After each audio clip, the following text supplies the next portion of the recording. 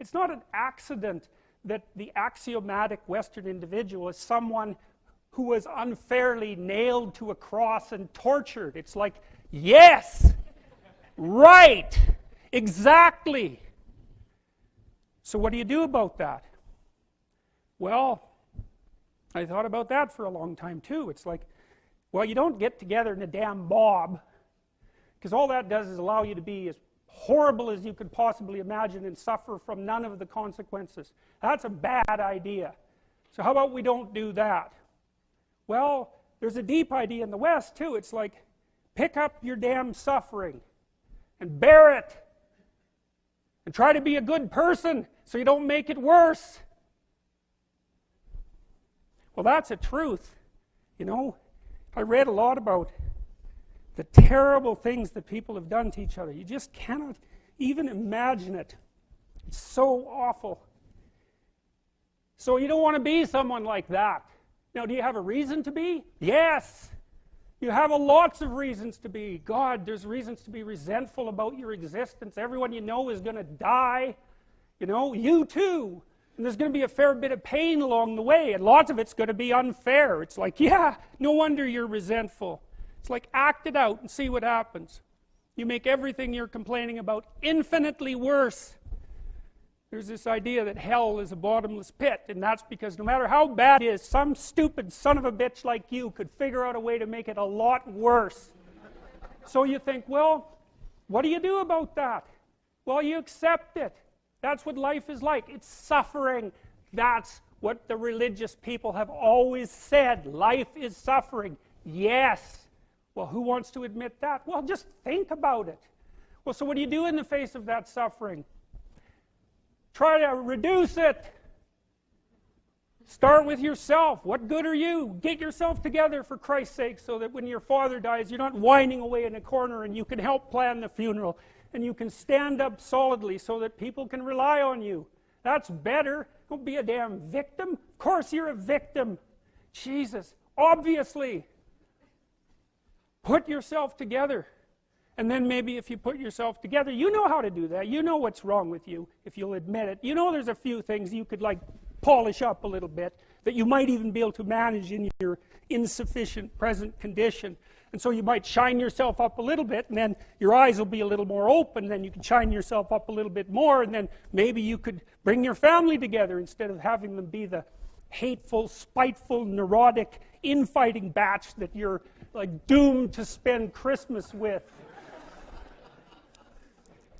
So then you fix yourself up a little bit, kind of humbly, because, you know, God, you're a fixer-upper if there ever was one.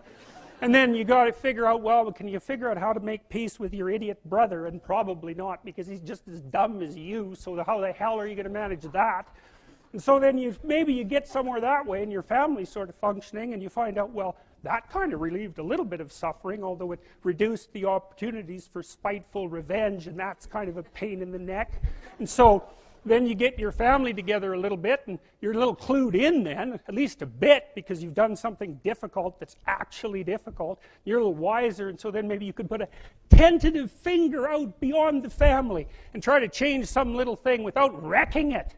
It's like, our society is complex, and we teach our students that they could just fix it. It's like, go fix a military helicopter and see how far you get with that. It's like, what are you going to do? You're like a chimp with a wrench. Whack! Oh, look, it's better. It's like, no, it's not better. Things are complicated, and to fix things is really hard. And you have to be like a golden tool to fix things, and you're not. So, and that's the other message of the West. It's like, how do you overcome the suffering of life? And I'm not saying it's only the message of the West. How do you overcome the suffering of life? Is be a better person.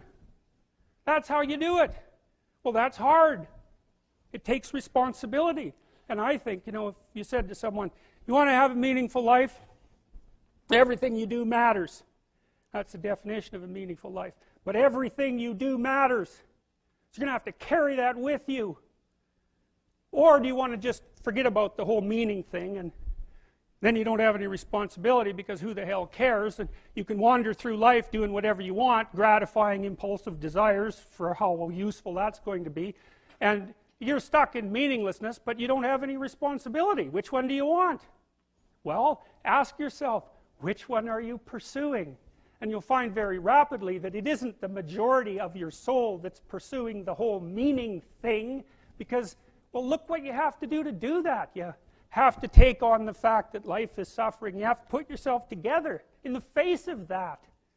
Well, that's hard. Christ, it's amazing people can even do it. I'm stunned every day when I go outside and it isn't a riot with everything burning.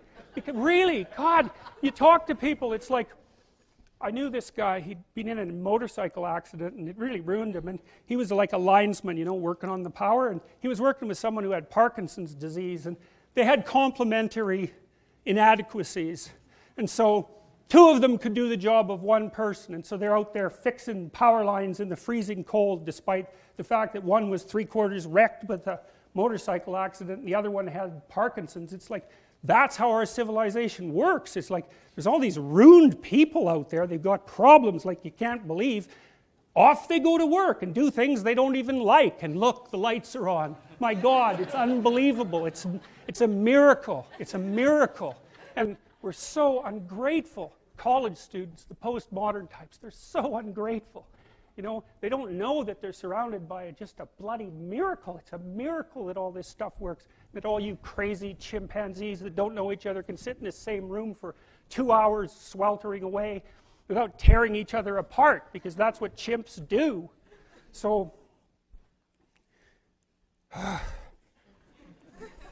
anyways, so what happened? Well, I made some videos and I got to the bottom of some things, at least as far as I can tell, so I told you what the bottom is, and then I've got this idea about what you might do about it, which isn't my idea. It's not my idea. It's an old idea. It's far older than Christianity. It's old. It's the oldest story of mankind. Get yourself together. Transcend your suffering. See if you can be some kind of hero.